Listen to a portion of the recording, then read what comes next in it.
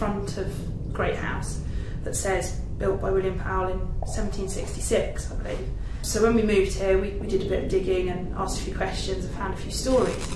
And the main story was that William Powell wasn't a very nice man, and that he had various kind of household servants and things in the village, and this was his townhouse. He also had a farm in Bethlehem, which is about 4 miles across the fields to where his farm was. And the story goes that he would trek across the fields down into the village in the night, and he would drink in all of the pubs and get very drunk and sleep in the townhouse and then go back to the farm in the morning. And after a few months of this, and it was getting quite involved in the village, and there was several babies born to various kind of barmaids, I suppose, around the village. The kind of group of husbands got together one evening in the pub and started talking about it, and decided that he was to blame for all of these babies being born, and they didn't like this, obviously, so they followed him home one night back to down after it had snowed, and his tracks were in the snow, so obviously they could follow him straight back to his farm. And they murdered him, and apparently they dragged his body back along the same route through into the village, and then strung his body up from a tree, possibly down in the churchyard, but it could have been further out of the village, I'm not sure, as a warning to all the barmaids and all the women in the village not to play around. Living in his house, there was always kind of strange noises and doors creaking and all sorts of odd things moving around the house, but we just kind of lived with it. We heard from local historians, and my mum had done a bit of kind of research and talked to people who had obviously grown up in the village and had heard lots and lots of stories from their childhood, that he was a very unpleasant man and that he would keep female servants locked up in the attic of the house and was quite unpleasant to a lot of people. And I think the feeling of the village was that this man deserved it, and that he was going to be caught one way or another by somebody, and that something horrible was going to happen to him. But I think the whole village kind of went along with what the group of husbands did to him. It is Tŷ Mawr, but it's always been known to us as Great House.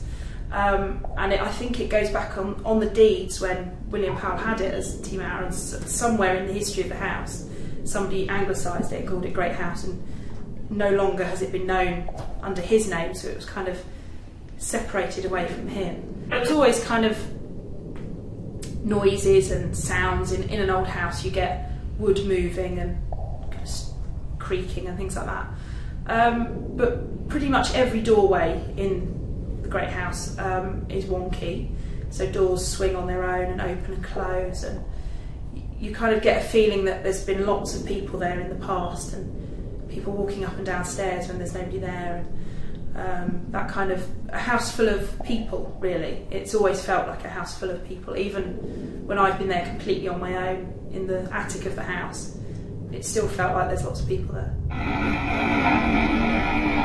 This house, Tŷ Roslin, I think is as old as Great House. Some of the history I know through family, that an aunt of mine who I grew up with in London used to come for piano lessons here, and apparently it was owned by a very scary Dutch woman who would scream at people in various different languages and nobody understood what she was saying, so they just assumed she was completely crazy.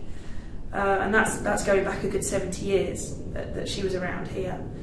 But this house is kind of filled with a different feeling. I get every so often the house will smell of old tobacco and pipe smoke, when I know for a fact there's not been anybody smoking here for a good 20 years. And then it will swing to smelling quite nicely of toast. Or it won't smell of anything. We kind of have the three, the cigarette smoke, the toast, and nothing in the middle, which the children have started to pick up on now, the different kind of the days when it smells differently, and kind of how the house feels. Have you ever seen anything, or is it mostly just feelings and sensations? I wouldn't say I've seen anything whole or distinct or anything, but there have been days when I've been utterly convinced somebody's walked past me, or somebody's shut door behind me, both here and in Great House.